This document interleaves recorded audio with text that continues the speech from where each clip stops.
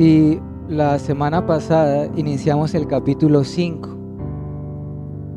En realidad lo que estuvimos considerando fue una introducción, si lo recuerdan, a lo que conocemos como el Sermón del Monte, predicado por nuestro Señor Jesucristo.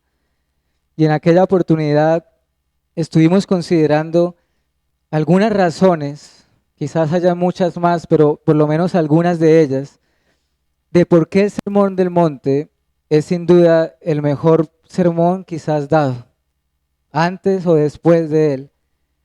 Recordemos algunas de las razones rápidamente. Una de ellas es porque fue anunciado por Jesucristo mismo. Salió de los labios y de la boca del mismo Hijo de Dios. Esas palabras brotaron de sus labios, y cuán bienaventuradas y bellas son las palabras que salen del Hijo de Dios. ¿Se acuerdan lo que los dijeron los discípulos? Tú tienes palabras de vida eterna. Esa es una suficiente razón de por qué es el Sermón del Monte es sin igual. Pero también veíamos algunos otros aspectos, la extensión de este sermón, ¿cierto? Es un sermón extenso, profundo, que abarca hasta 3 capítulos del Evangelio de Mateo. Quizás sea el texto de toda la Biblia, de todo el Nuevo Testamento, donde encontramos sin interrupción alguna, palabra tras palabra de Cristo, enseñanza tras enseñanza, de continuo, de continuo, de continuo. Creo, si no estoy mal, creo que es el único lugar donde hay algo así en las Escrituras. Y de hecho en Mateo 5 y en Lucas, pero en una menor medida, está este Sermón del Monte, pero sobre todo en Mateo, sobre todo en el Evangelio de Mateo. El lugar donde fue anunciado, los destinatarios, los creyentes, los discípulos. Pero algo importante, este sermón fue sin igual por el contenido. ¿Qué hizo este Sermón del Monte tan importante y tan valioso?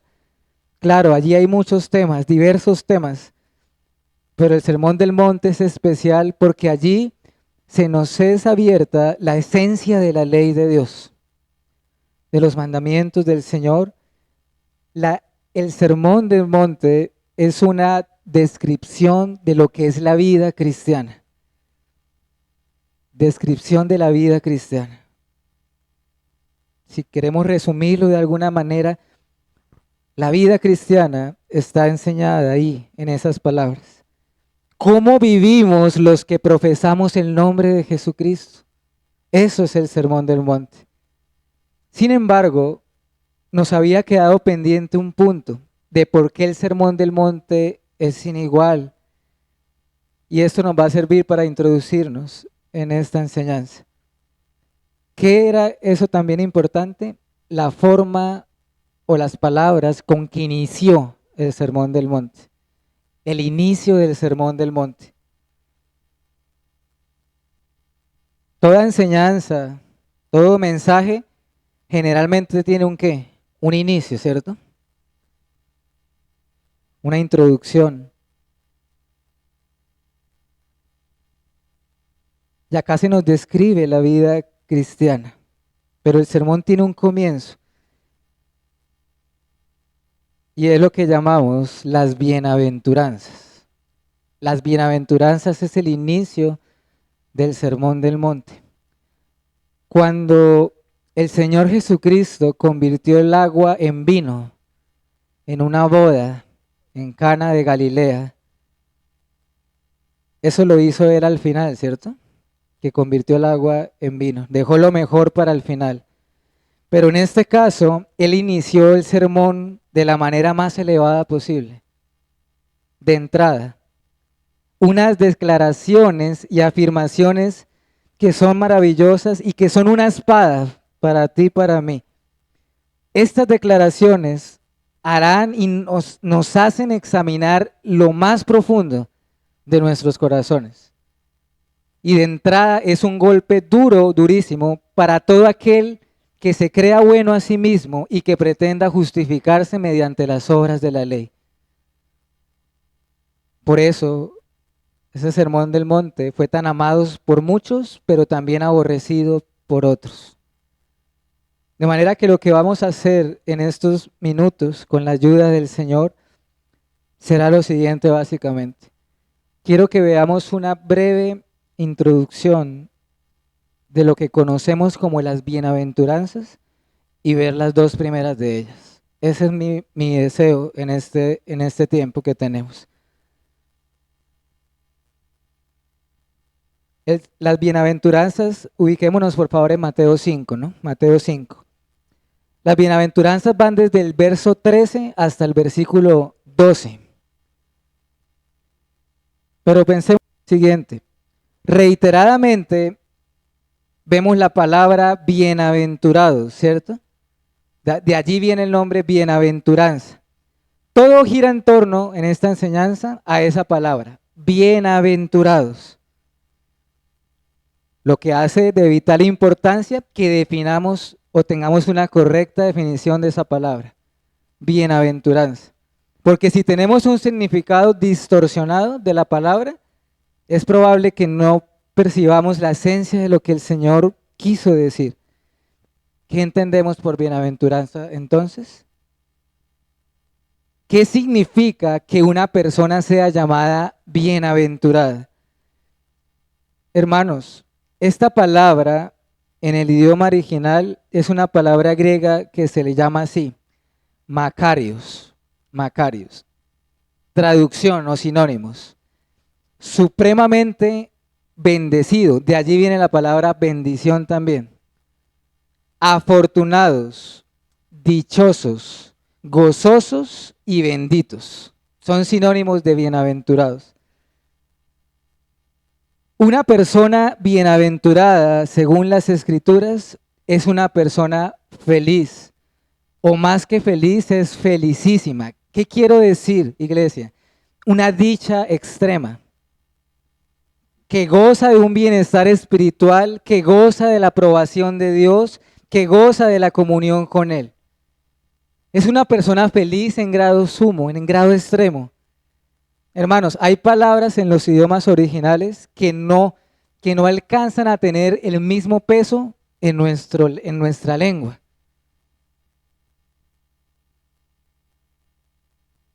Entonces creo que naturalmente todos deberíamos desear ser bienaventurados, pero el punto acá es que no todos lo son.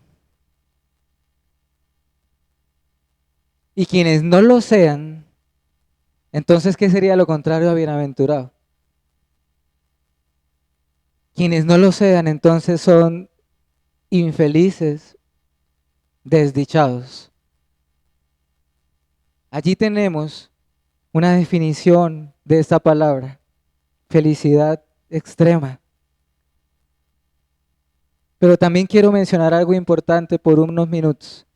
Si nos fijamos en los 8, acá hay 8 o 9 bienaventuranzas.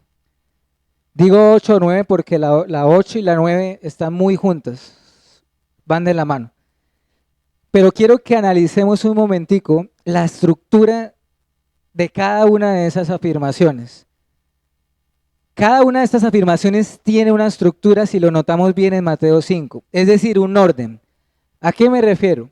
Tiene lo siguiente, cada versículo tiene lo siguiente. Primero, una declaración. ¿Cuál es esa declaración? Bienaventurados, lo que acabamos de ver, o dichosos. Todo en las bienaventuranzas está precedida por esa declaración, bienaventurados, como invitándonos a que nos preguntemos de verdad, ¿quiénes son bienaventurados? ¿Quiénes son esos dichosos? ¿Quiénes son esos afortunados?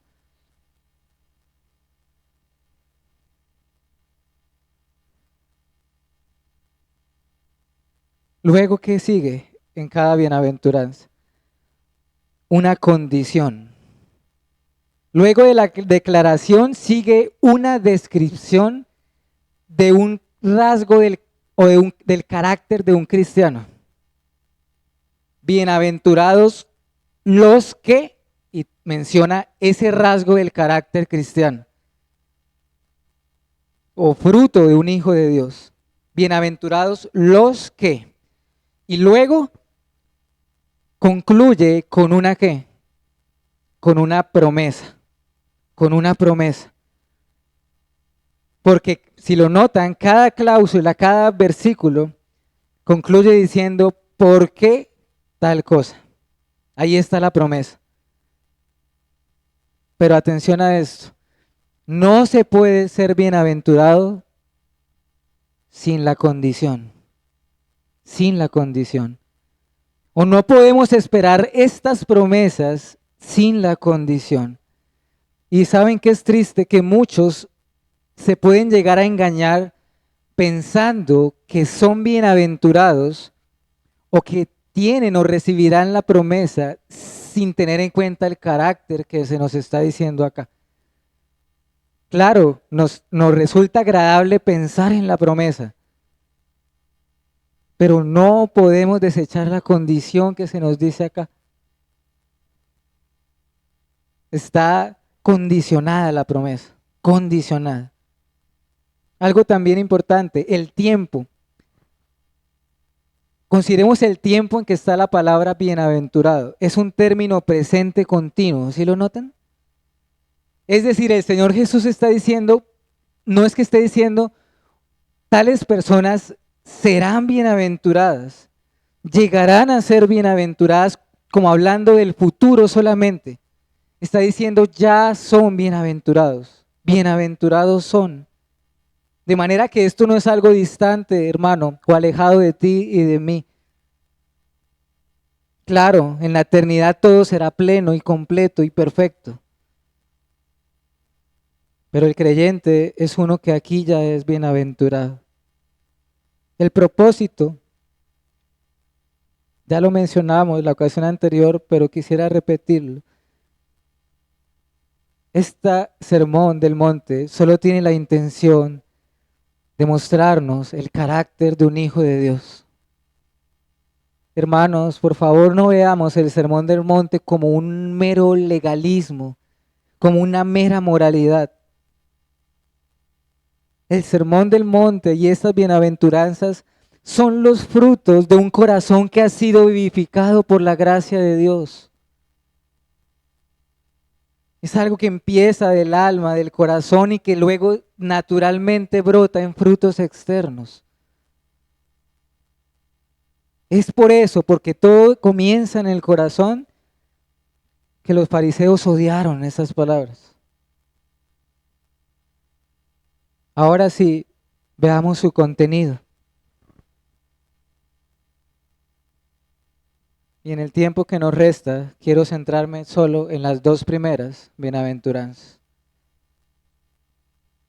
Así que comencemos. La primera bienaventuranza, versículo 3, Mateo 5, 3. Bienaventurados los pobres en espíritu, porque de ellos es el reino de los cielos. Acá hay mucho por considerar, pero quiero tratar de ser lo más preciso posible. Y también quiero apoyarme en algunos otros pasajes de la Biblia que nos pueden ayudar a dar una luz de qué significa esto de pobre en espíritu. ¿Cómo así que pobre en espíritu? Y quiero primero aclarar lo que no significa. Lo que no significa.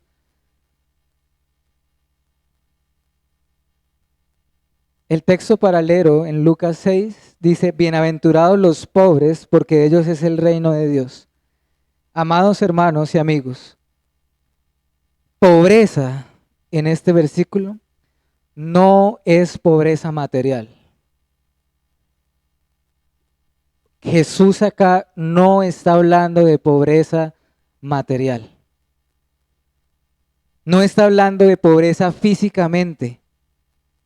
Como dice un autor, la carencia material no necesariamente produce humildad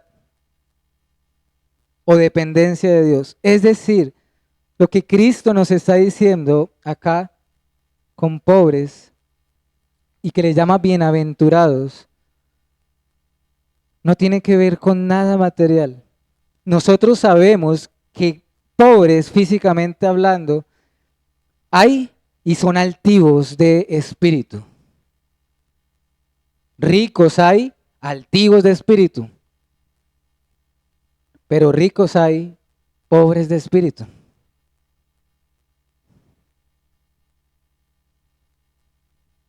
Entonces, ¿qué significa?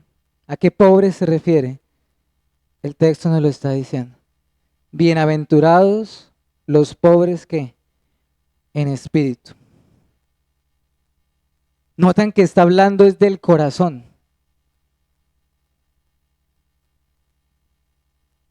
Y hay unos textos que nos ayudan a describir qué significa ser pobre en espíritu.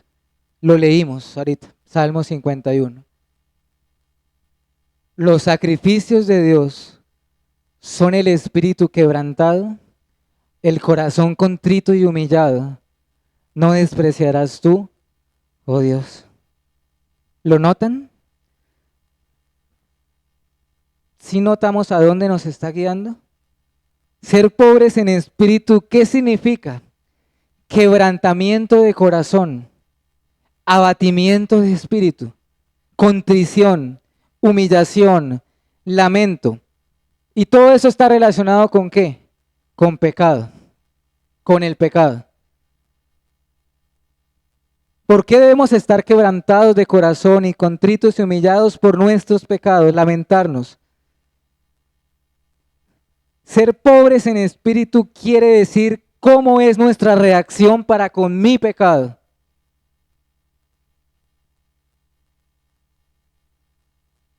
Ser pobres en espíritu es el reconocimiento de nuestra miseria y que somos indignos ante Dios. Ser pobres en espíritu es ser sensibles al pecado nuestro, al del mundo.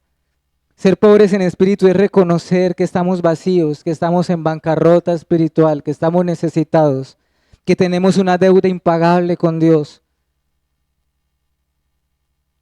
que estamos caídos. Es un dolor del alma, del corazón, a causa del pecado. Ser pobres en espíritu es reconocer que estamos en una condición de mendicidad ante Dios. ¿Sabe qué es mendicidad? Mendigos. Mendigos delante de Él. Reconocer que no tenemos mérito alguno o virtud. ¿Podríamos pensar en ejemplos bíblicos de pobreza de espíritu? Sí los hay. Lo acabamos de ver en el Salmo 51. Ten piedad de mí, oh Dios, conforme a tu misericordia. Borra mis rebeliones, lávame más y más de mi maldad, límpiame de mi pecado. Yo reconozco mis rebeliones, mi pecado está siempre delante de mí. Contra ti, solo he pecado, he hecho lo malo delante de tus ojos. Esto es pobre de espíritu. David reconoce su maldad, es consciente de su pecado delante de Dios, reconoce que necesita con urgencia ser limpiado de su maldad. Por eso grita su alma, lávame, límpiame. Tenemos más ejemplos en la Biblia. Quisiera mencionar algunos. El apóstol Pedro, cuando el Señor Jesús se le acercó a la barca cuando estaban pescando, dijo lo siguiente. Viendo esto, Simón Pedro cayó de rodillas ante Jesús y le dijo, apártate de mí, Señor, porque soy hombre pecador. Lucas 5:8. ¿Qué llevó a Pedro a decir esto? Un reconocimiento de su indignidad. ¿Y qué tal si pensamos en el centurión romano también, que le dijo lo siguiente a Cristo? Respondió el centurión y dijo, Señor, yo no soy digno de que tú entres bajo mi techo. Es pobreza de espíritu. ¿O qué tal si pensamos en aquella mujer cananea que una vez le dijo al Señor, pero Señor, aún los perrillos comen de las migajas que caen de la mesa de sus amos? ¿O no tenemos al apóstol Pablo gritando en su alma diciendo, miserable de mí, ¿quién me librará de este cuerpo de muerte? Quisiera mencionar un ejemplo más. ¿Qué tal si pensamos en la parábola del fariseo y del publicano, que está en Lucas 18?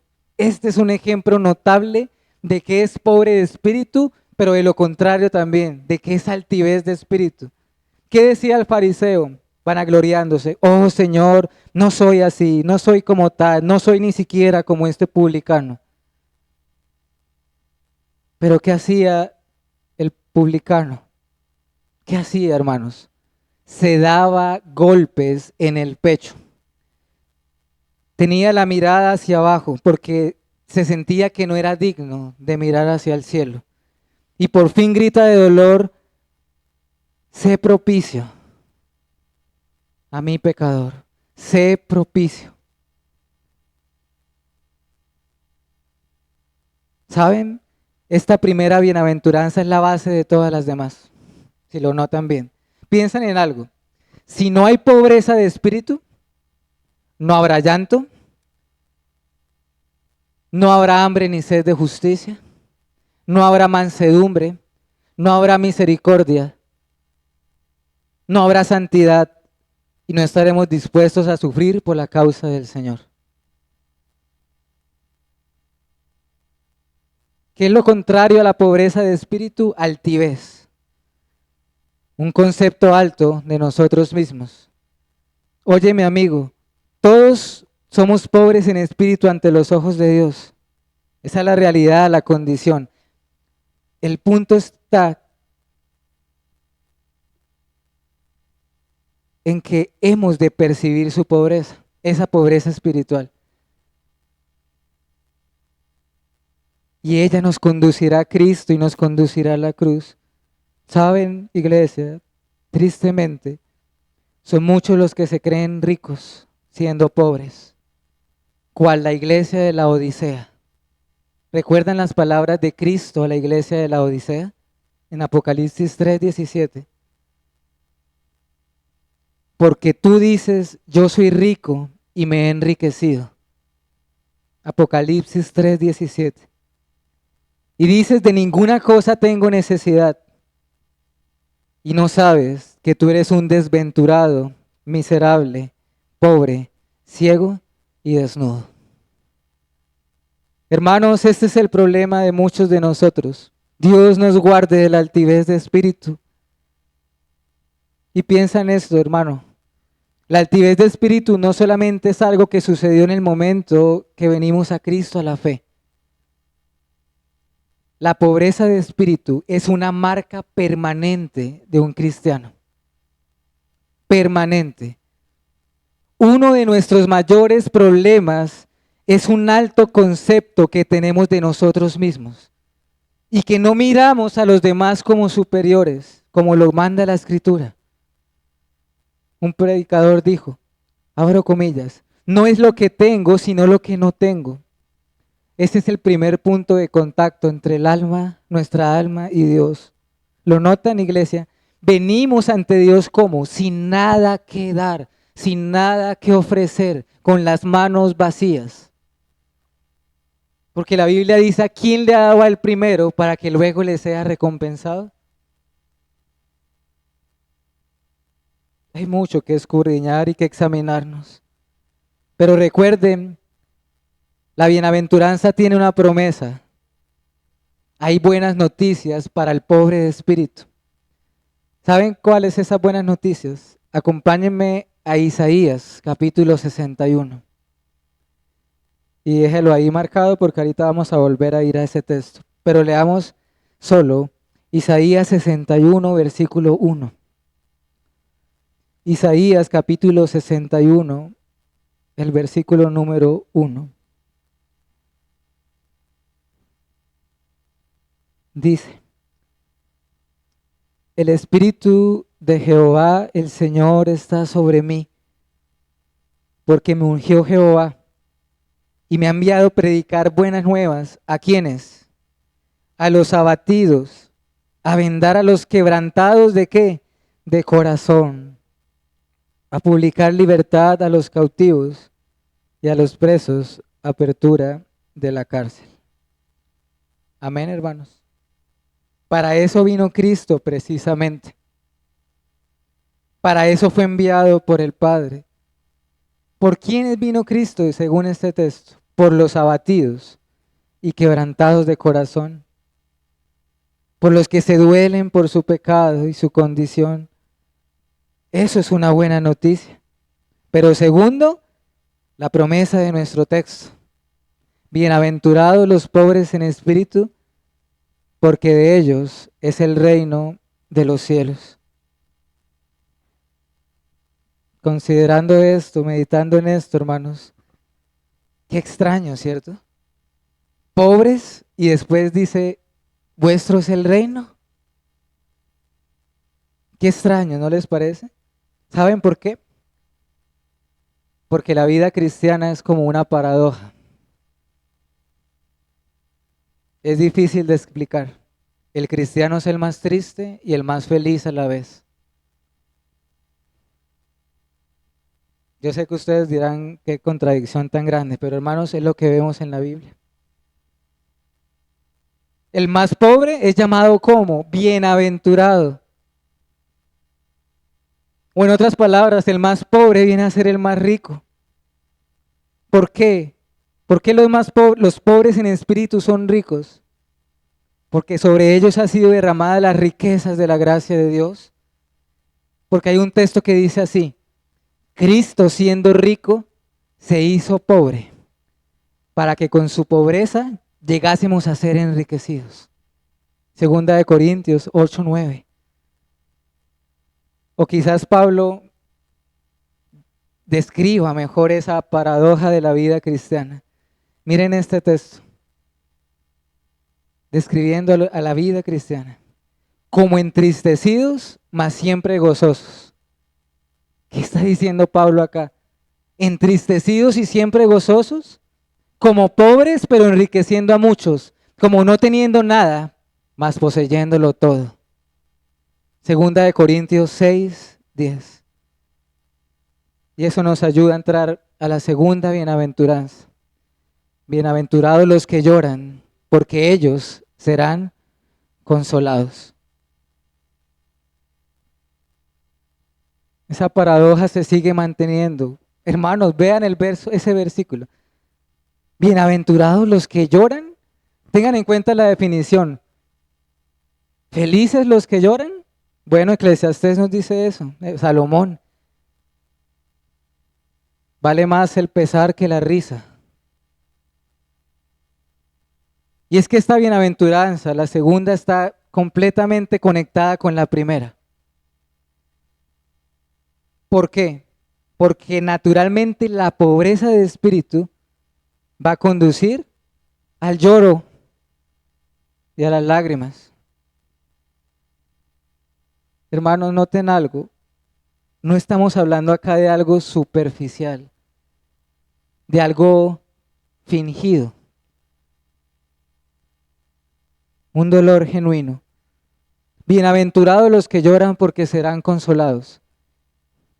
¿Quiénes son los que lloran? Porque pensemos, todos los hombres lloramos, ¿cierto? ¿Ustedes conocen a alguien que no haya llorado? Todos lloramos, entonces esta promesa es para todos los que lloran. No, hermanos, de ninguna manera. El contexto nos dice que se trata de los que lloran por sus pecados, los que se lamentan por su pecado, por su condición. Claro, todos lloran, toda la humanidad llora, pero no todos lloran por su maldad. Ese es el punto. Y acá esta palabra llorar es fuerte también. En el idioma griego transmite un llanto como cuando alguien pierde a un ser querido. Esto es lo que Pablo llama la tristeza según Dios. ¿Se acuerdan de ese texto? De la cual no hay que arrepentirse, la cual lleva la vida. ¿Tenemos ejemplos en la Biblia de este tipo de llanto también? ¿Qué pasó con Pedro luego de negar a Cristo?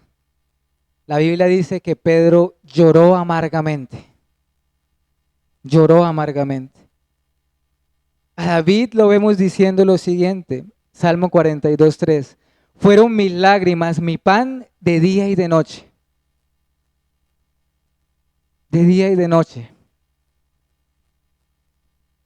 Y quizás haya un ejemplo de lloro por reconocer nuestra indignidad. Juan, el apóstol, lloró mientras estaba teniendo la visión en Apocalipsis. Vayamos a ese texto un momento. Apocalipsis 5, versículo 3 al 5. Apocalipsis 5, verso 3 al 5. Y ninguno ni en el cielo ni en la tierra, debajo de la tierra, podía abrir el libro, ni aún mirarlo. ¿Y qué dice Juan? Y lloraba yo mucho, porque no había hallado ninguno digno de abrir el libro, ni de leerlo, ni de mirarlo. Y uno de los ancianos me dijo, no llores. He aquí el león de la tribu de Judá, la raíz de David ha vencido para abrir el libro y desatar sus 7 sellos. ¿Por qué lloró Juan? La indignidad. No hay nadie digno. Pero también esta segunda bienaventuranza contiene una promesa, ¿cierto? Hay una promesa para los que lloran por su pecado. Isaías 61, versículo 2. Cristo vino a proclamar el año de la buena voluntad de Jehová, el día de la venganza del Dios nuestro, y a consolar a los enlutados o a los que lloran. ¿Notan la promesa? Bienaventurados los que lloran, porque serán consolados. Dios en la Biblia es llamado el Dios de toda ¿qué? Consolación. Pero ten en cuenta algo, amigo y hermano. Sin lágrimas no hay consuelo. Es obvio, ¿cierto? Solo los que lloran serán consolados. Aquellas lágrimas que proceden de un dolor genuino y verdadero por el pecado. Y Dios conoce esas lágrimas, iglesia. Dios sabe cuando unas lágrimas proceden de un corazón quebrantado y de un espíritu abatido. Y a esa no despreciará a Dios, dice la Escritura. Quiero concluir con estas reflexiones finales. ¿Quiénes son realmente los bienaventurados? Acompáñeme a esta cita. Salmo 32, versículo 1 y 2. Salmo 32, versículo 1 y 2. Esto que voy a leer, mis hermanos, es el Evangelio mismo. ¿Quiénes son los bienaventurados? Dice este texto. Bienaventurado aquel cuya transgresión ha sido perdonada y cubierto su pecado. Bienaventurado el hombre a quien Jehová no culpa de iniquidad y en cuyo espíritu no hay engaño. Medita en esas palabras. Feliz aquel hombre o aquella mujer cuyo pecado ha sido cubierto para siempre, cuyos pecados han sido lavados, lanzados al fondo del mar, expulsados de nosotros como lejos es el oriente del occidente. Bienaventurado es ese hombre o aquella mujer, miren lo que dice, cuya culpa ha sido removida, quitada de en medio, a quien el Señor ya no lo culpa de nada. Bienaventurado, en palabras de Pablo, es aquel a quien el Señor le atribuye justicia sin obras. Si eres creyente, recuerda cuáles son los sacrificios que agradan a Dios. 2, obediencia. La obediencia vale más que los sacrificios. Y 2, la pobreza de espíritu. Y esto no es para que pensemos lo siguiente, es que esto es de algunos cristianos. Es que hay algunos cristianos que son pobres de espíritu, pero algunos no lo son. No, amigo y hermano. Todos los cristianos deben ser pobres de espíritu. No es voluntario. No es que algunos sí y algunos no. Y si ustedes se fijan bien, esta enseñanza, pobreza de espíritu, es lo contrario al mundo. Diametralmente opuesto. ¿Qué es lo que busca este mundo y Satanás? Promover la altivez de espíritu. Autosuficiencia, egoísmo, autoestima, yo, luego yo y después yo. Pero el cristianismo, hermanos, se trata de morir a nosotros mismos, como Mefiboset ante el rey. ¿Se acuerdan? Lisiado de ambos pies. Escúchame y todos reflexionemos en esto. el que no es pobre de espíritu no podrá entrar al reino de los cielos. Pero si estás dolido y estamos dolidos por el pecado, hay buenas noticias. ¿Saben cuál? Él levanta del polvo ¿a quién? Al pobre, pobre, y al menesteroso alza del muladar para hacerlo sentar con príncipes. Salmo 113. Antes de la honra está ¿qué? La humillación. No fue sino hasta que el hijo pródigo dijo lo siguiente: Padre, he pecado contra el cielo y contra ti. Ya no soy digno de que me llames tu hijo, hazme como uno de tus jornaleros. No fue hasta que él dijo esto que entonces su padre dijo lo siguiente a sus siervos: sacad el mejor qué, saquen el mejor vestido, pónganle un anillo y matad al cordero, al mejor, al perfecto. Porque este nuestro hijo estaba muerto y ha revivido, y se había perdido y ahora ha sido hallado. Y con esto concluyo. El Señor Jesús también dijo lo siguiente en Lucas 6: bienaventurados los que ahora lloran, porque reirán. Bienaventurados los que ahora lloran, porque reirán. Pensemos en esas palabras, lo opuesto. ¿Qué es lo opuesto? ¿Qué sería lo opuesto a eso? Hay de los que ahora ríen, porque llorarán. Y llorarán perpetuamente y sin consuelo. Creyente, llora, lloremos. Mientras estemos en este cuerpo y haya maldad en nosotros, y aunque nuestros pecados aún hayan sido perdonados, lloremos y lamentemos el pecado. ¿Saben por qué? Porque un día reiremos cuando Dios enjugará toda lágrima de los ojos de ellos y ya no habrá muerte, ni llanto, ni clamor, ni dolor, porque las primeras cosas pasaron. Esa es la promesa, mis hermanos. Mientras tanto, lloremos y gocémonos también. Oremos. Señor, te pido para que estas palabras que tu Hijo Jesucristo pronunció aquel día sigan siendo como esa espada que llega hasta lo más profundo de nuestros corazones. Te pido perdón, Señor, porque tenemos una inclinación natural a no ser pobres de espíritu. Tendemos a la soberbia y a la altivez. Oh Señor, solo tú y tu Espíritu nos puede dar la gracia para un corazón así.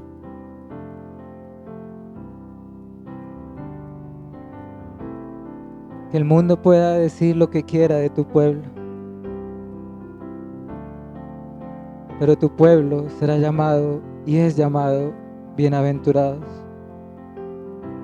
Te ruego para que nos concedas esta pobreza de espíritu que es agradable delante de tus ojos y regocijarnos en la esperanza de que tú nos consuelas aquí en la tierra mientras lloramos, pero un día enjugarás toda lágrima de nuestros ojos. Permite que estas bienaventuranzas queden muy marcadas en nuestra alma y quieran llevarnos a Cristo.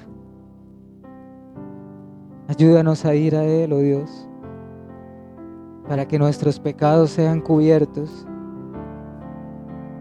y ya no nos inculpes de nada y nos mires como justos a través de Jesucristo. Te alabamos y te damos gracias,